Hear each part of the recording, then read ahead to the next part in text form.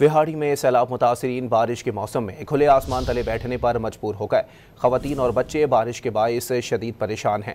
विहाड़ी के मुख्तलिफ इलाकों में सैलाबी पानी की लपेट में हैं और हज़ारों की तादाद में लोगों ने नकल मकानी की है। PI लिंक पर सैलाब मुतासरा ख़ानदान अपने बच्चों और ख़वातीन के हमरा बारिश के मौसम में खुले आसमान तले बैठने पर मजबूर हो गए। राबता करने पर इंतज़ामिया ने मुतासरीन के लिए ज़रूरी इंतज़ामात शुरू कर दिए।